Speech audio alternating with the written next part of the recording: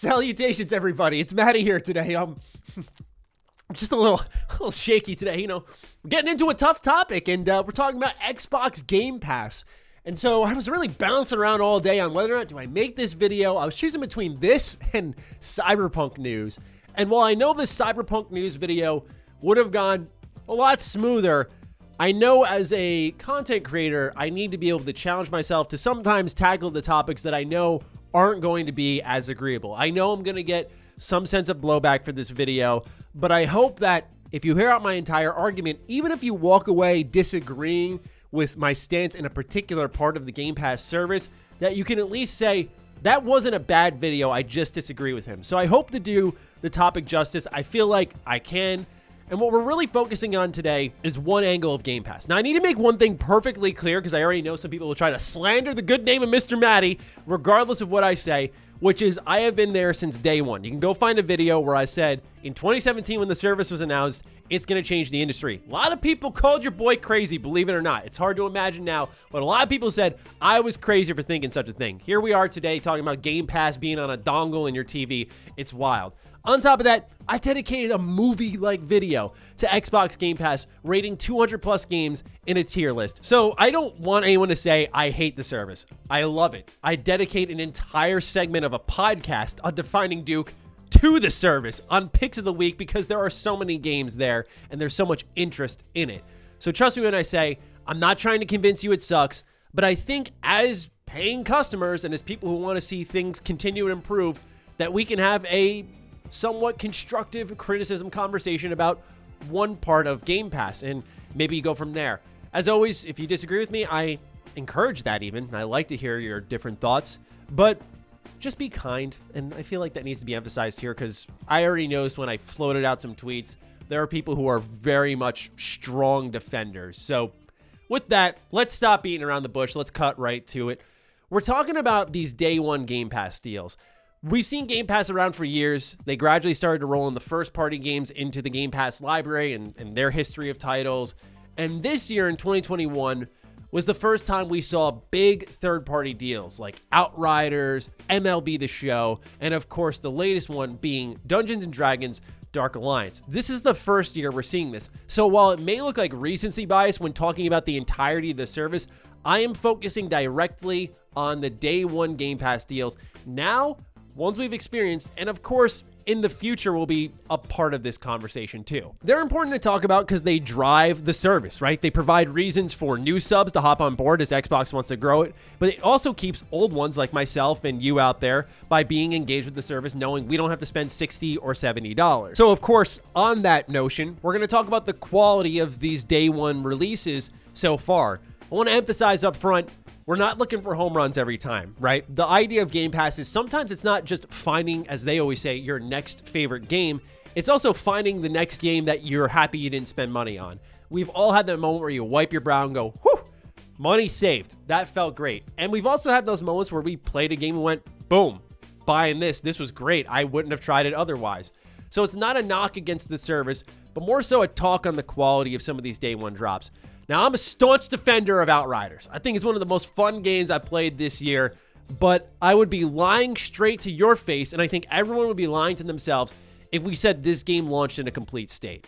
It was very buggy. There were inventory wipe bugs. There were severe nerfs that occurred from the developers being completely out of touch with what the community wanted.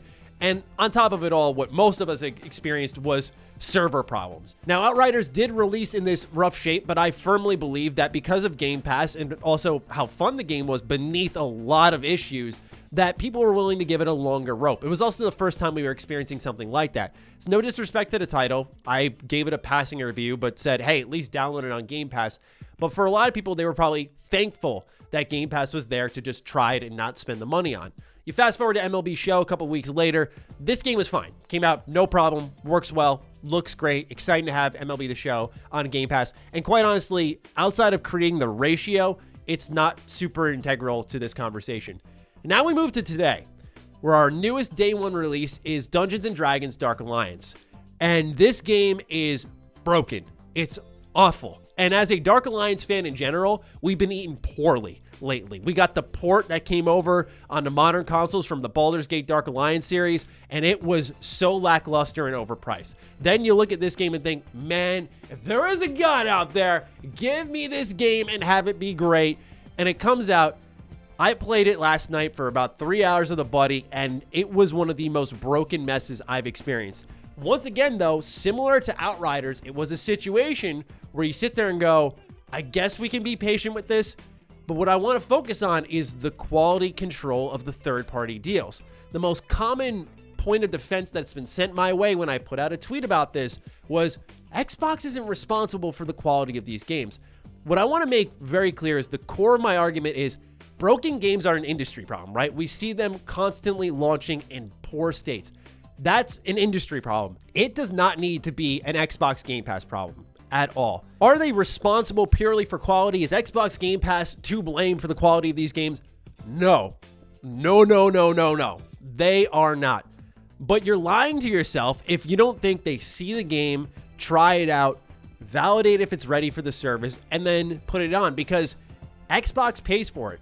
I've talked to multiple developers who have had their games put on the Game Pass. If anyone wants to check it out, I know I've been shouting out this interview a lot lately, but it's just very relevant. I sat down with Mike Rose for an episode of Defining Duke Ultimate, who works over at No More Robots, and he's a very big advocate of Xbox Game Pass and all the positive attributes that were brought to the table through this service that helped grow his games. One of the things that was mentioned was money.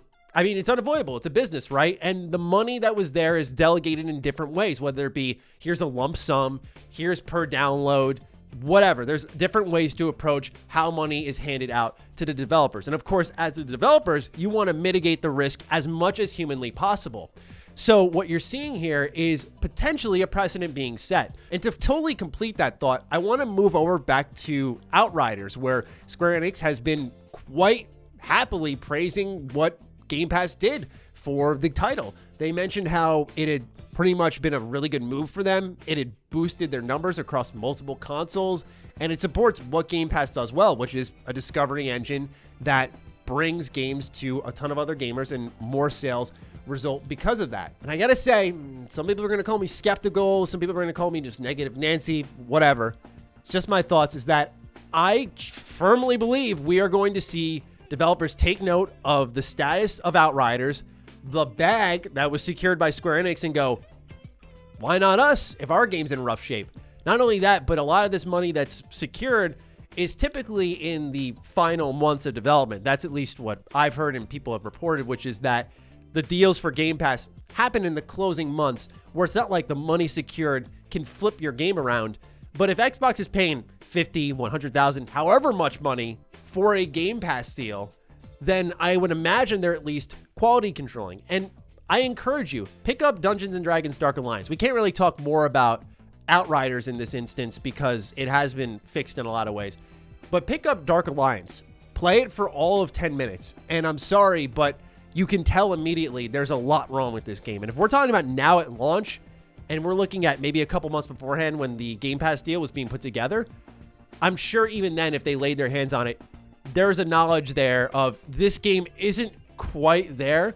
And even if you look at it from the lens of, oh, it just needs a couple of patches, it's pretty rough. It's borderline non-functioning in a lot of moments, especially online.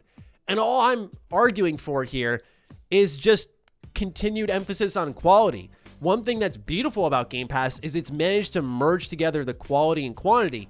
But as we enter the new realm of third-party day one deals, I feel like there's been a bit of a stumble in the early going on narrowing down that quality. And I don't want to be too proactive here in my worries, but I need to call out specific games that are in the list of titles coming day one this year, such as, and I hate to do this because it's just kind of shining a negative spotlight on the game, but Anacrusis. This game debuts a trailer. They go, we're Game Pass day one. We see an extended preview at the Xbox Games Showcase Extended. And I look at it and I go, the AI's not working. This looks busted, man. This does not look good. And if you don't believe me, go look at the comments, go look at the feedback that's been around Anacrusis.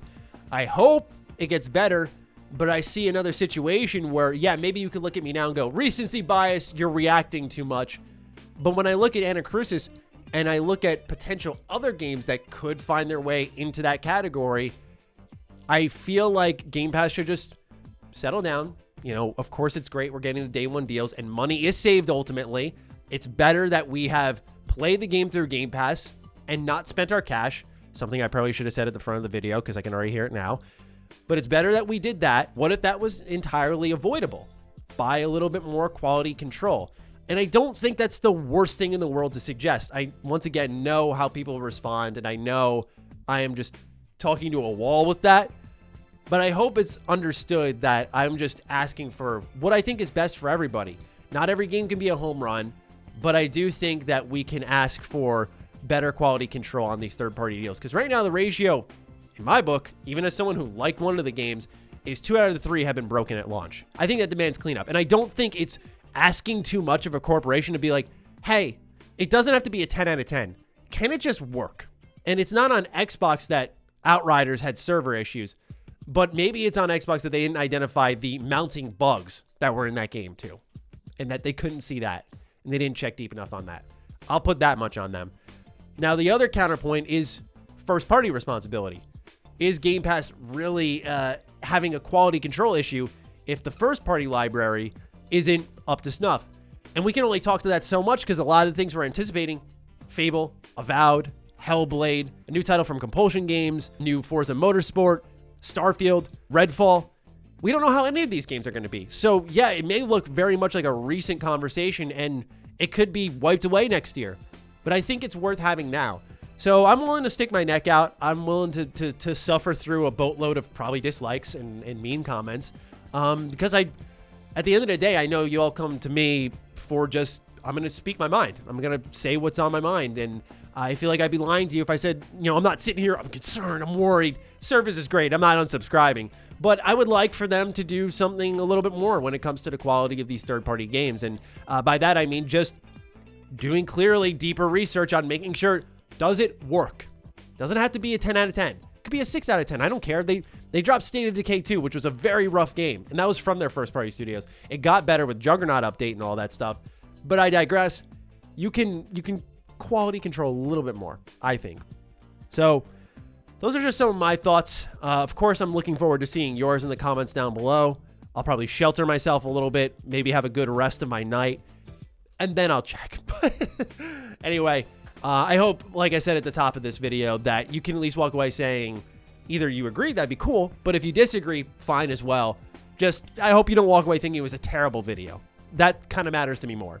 Because I try to, put my all into this stuff. So we will see. I'll have my answer soon enough. And with that, I leave you with this conversation. Let me know what you're thinking in the comments down below, and I'll talk with you all very soon. Stay sexy, stay active. I love you all. Peace.